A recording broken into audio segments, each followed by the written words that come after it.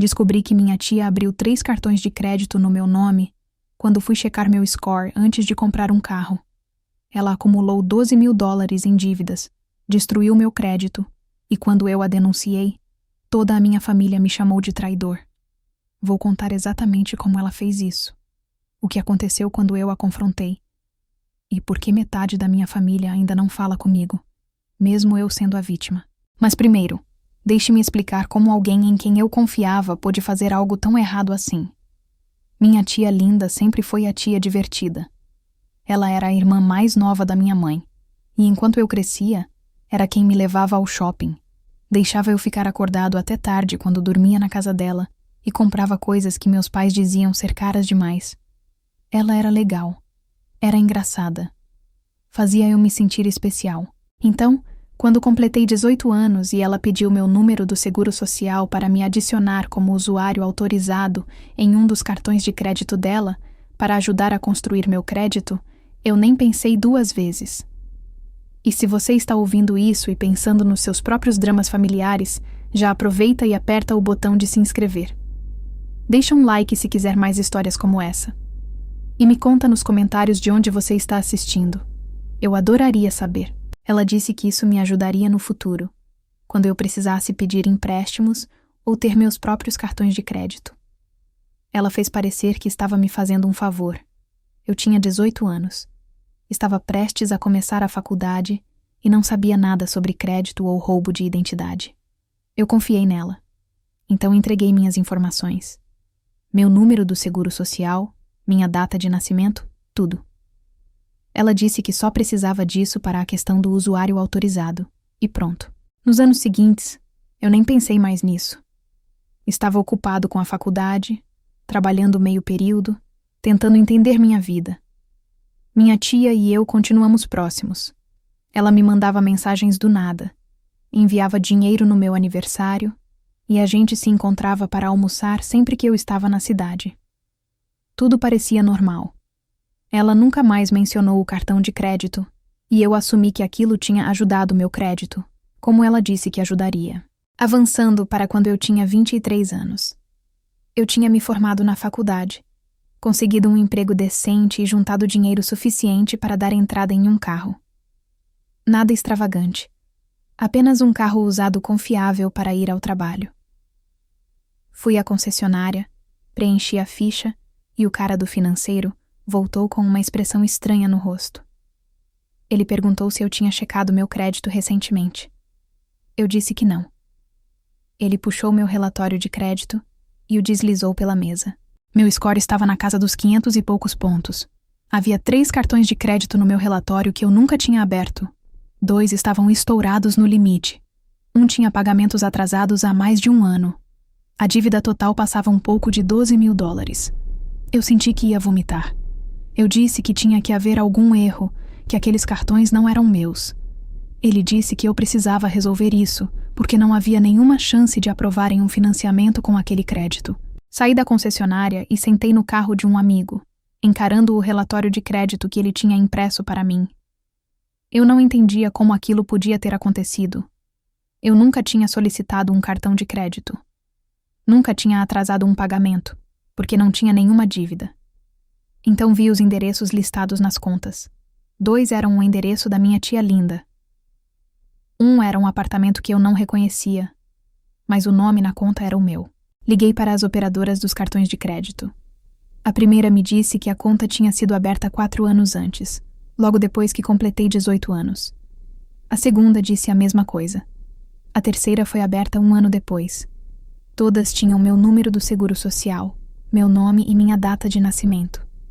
Mas os endereços estavam errados, e os números de telefone cadastrados não eram meus. Perguntei como aquilo era possível, e eles disseram que alguém com minhas informações tinha feito a solicitação online e por telefone. Foi aí que tudo fez sentido. Minha tia. Ela era a única pessoa a quem eu já tinha dado meu número do seguro social. Eu me senti enjoado. Não queria acreditar, mas os endereços não mentiam. Liguei para minha mãe, tentando manter a calma, e contei o que tinha descoberto. Ela não acreditou no começo. Disse que tinha que ser algum erro, que a Linda nunca faria algo assim. Enviei capturas de tela do relatório de crédito. Ela ficou em silêncio. Minha mãe disse que falaria com a Linda e descobriria o que estava acontecendo. Eu disse que iria reportar isso às operadoras de cartão e registrar um boletim de ocorrência, porque aquilo era roubo de identidade. Minha mãe implorou para que eu não fizesse isso. Disse que iria arruinar a vida da Linda, que deveríamos resolver isso em família. Eu disse que a Linda já tinha arruinado meu crédito e me deixado com $12.000 em dívidas. Minha mãe começou a chorar e disse que eu estava sendo duro, que a Linda era família e que precisávamos dar a ela a chance de se explicar. Concordei em esperar, mas apenas porque não queria piorar as coisas antes de saber toda a história. Minha mãe ligou para a Linda e nós três nos encontramos 2 dias depois em uma cafeteria. Levei cópias impressas de tudo. O relatório de crédito, os detalhes das contas, tudo. A Linda chegou parecendo nervosa e eu soube naquele momento que tinha sido ela. Eu não gritei. Não surtei. Apenas coloquei os papéis sobre a mesa e pedi que ela explicasse. Ela começou a chorar imediatamente. Disse que estava passando por um período financeiro difícil, que tinha perdido o emprego alguns anos antes e precisava de ajuda. Disse que tinha aberto apenas um cartão no começo e que planejava pagar tudo antes que eu descobrisse. Mas então as coisas pioraram e ela abriu outro, depois outro. Disse que nunca teve a intenção de deixar chegar àquele ponto. Perguntei por que ela não tinha simplesmente me pedido ajuda ou contado o que estava fazendo. Ela disse que estava envergonhada e não queria que ninguém soubesse que estava passando por dificuldades. Perguntei como ela planejava consertar aquilo. Ela disse que estava resolvendo, que tinha começado a pagar os cartões e que logo estaria tudo quitado. Perguntei quão logo. Ela não teve resposta. Minha mãe entrou na conversa e disse que poderíamos dar um jeito, que a Linda me pagaria de volta e que eu não precisava envolver a polícia ou as operadoras de cartão. Eu disse que não funcionava assim. A dívida estava no meu nome. Estava destruindo meu crédito. Eu não conseguia financiar um carro. E se algum dia quisesse comprar uma casa ou conseguir um emprego que exigisse consulta de crédito, eu estava ferrado. Disse a Linda que ela precisava assumir a responsabilidade e entrar em contato com as operadoras para admitir o que tinha feito. Ela se recusou. Disse que, se admitisse fraude, iria para a cadeia. Minha mãe concordou e disse que eu não podia fazer isso com ela. Eu não acreditava no que estava ouvindo. Elas queriam que eu simplesmente assumisse a dívida e deixasse meu crédito destruído para que a Linda não enfrentasse as consequências de cometer um crime contra mim. Eu disse que não faria isso. A Linda começou a soluçar, dizendo que eu ia arruinar a vida dela. Eu disse que ela tinha arruinado a minha primeiro. Saí da cafeteria e fui direto para a delegacia. Registrei um boletim de ocorrência por roubo de identidade. O policial anotou todas as informações e disse que investigariam. Ele me explicou que eu também precisaria abrir contestações com as operadoras de cartão e fornecer uma cópia do boletim de ocorrência. Foi exatamente o que eu fiz. Passei a semana seguinte ao telefone com bancos, birôs de crédito e departamentos de fraude, explicando o que tinha acontecido repetidas vezes. As operadoras de cartão abriram investigações. Entraram em contato com a Linda. Ela negou tudo no começo, mas eles tinham registros do uso dos cartões, o endereço dela nas contas e até imagens de câmeras de segurança de algumas lojas onde ela tinha usado os cartões pessoalmente. Em um mês, as 3 contas foram marcadas como fraudulentas e a dívida foi removida do meu relatório de crédito. Meu score começou a se recuperar. Mas minha família desmoronou. Minha mãe me ligou chorando, dizendo que eu tinha destruído a vida da Linda. Minha tia estava enfrentando acusações criminais. Ela poderia ir para a cadeia. Com certeza teria que devolver o dinheiro que roubou. Minha mãe disse que eu deveria ter resolvido isso de forma privada, que não precisava ter envolvido a polícia. Eu disse que a Linda cometeu um crime grave e que eu tinha todo o direito de me proteger. Minha mãe disse que eu estava sendo egoísta e cruel. Outros membros da família começaram a entrar em contato. Meu tio, ex-marido da Linda, ligou para gritar comigo. Disse que eu estava destruindo a família e que a Linda tinha cometido um erro, mas não merecia ir para a cadeia. Lembrei a ele que eles estavam divorciados há anos e que aquilo não tinha nada a ver com ele. Ele disse que eu era sem coração. Minha prima, filha da Linda, me mandou uma mensagem enorme dizendo que eu estava arruinando a vida da mãe dela e que eu deveria me envergonhar. Eu não conseguia acreditar. Eu era a vítima. Eu não abri aqueles cartões de crédito. Eu não acumulei $12.000 em dívidas. Eu não cometi fraude. Mas de alguma forma, eu era o vilão. Minha mãe parou de falar comigo. Minha tia me mandou mensagens dizendo que eu estava morto para ela. Minha avó ligou e disse que eu deveria perdoar a Linda porque família perdoa família.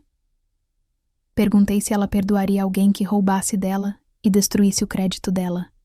Ela não teve resposta. As únicas pessoas que me apoiaram foram meu pai e meu irmão. Meu pai disse que eu fiz a coisa certa, que o que a Linda fez era ilegal e que eu precisava me proteger. Meu irmão disse que o resto da família estava sendo ridículo e que estavam acobertando o comportamento da Linda. Ajudou tê-los do meu lado, mas não tornou menos doloroso o fato de metade da minha família ter se voltado contra mim. A Linda acabou se declarando culpada por roubo de identidade. Pegou liberdade condicional, serviço comunitário e teve que pagar restituição. Ela não foi para a cadeia, mas ficou com antecedente criminal. Minha mãe me culpou por isso. Disse que, se eu tivesse simplesmente deixado para lá, nada disso teria acontecido. Eu disse que, se a Linda não tivesse cometido um crime, nada disso teria acontecido. Ficamos quase 1 ano sem nos falar. Durante esse tempo, me concentrei em reconstruir meu crédito e seguir em frente com minha vida. Levei cerca de 2 anos para meu score se recuperar completamente. Eventualmente consegui o financiamento do carro. Mudei para um apartamento melhor. Comecei a namorar alguém que realmente me respeitava. A vida melhorou, mas eu não conseguia me livrar da raiva e da dor pelo que minha família tinha feito. Minha mãe entrou em contato eventualmente. Ela não pediu desculpas, mas disse que sentia minha falta e queria conversar. Nos encontramos, e ela disse que entendia por que eu fiz o que fiz, mas que tinha sido difícil para todo mundo. Eu disse que também tinha sido difícil para mim, e que eu fui quem mais se ferrou. Ela assentiu, mas não disse muito mais. Nosso relacionamento nunca mais foi o mesmo desde então. Linda e eu não nos falamos desde o dia em que registrei o boletim de ocorrência. Minha prima ainda não fala comigo. Meu tio manda mensagens passivo-agressivas nos feriados. Minha avó tenta fazer o papel de pacificadora, mas fica estranho toda vez que estamos no mesmo ambiente. Eu aceitei que alguns relacionamentos simplesmente estão quebrados agora. E tudo bem, não fui eu quem os quebrou. Foram eles. Aqui está o que aprendi com tudo isso. As pessoas vão proteger quem está mais próximo delas, mesmo quando essa pessoa está errada. Minha família não se importou que eu fosse a vítima, porque se importou mais em proteger a Linda. Eles não queriam lidar com as consequências das ações dela, então tentaram me culpar para que eu ficasse quieto. E quando eu me recusei, eles se voltaram contra mim. Se alguém roubar sua identidade, denuncie. Não me importa se é um membro da família, um amigo ou um estranho. Proteja-se. Seu crédito afeta sua capacidade de conseguir empréstimos, comprar uma casa, alugar um apartamento e até conseguir certos empregos.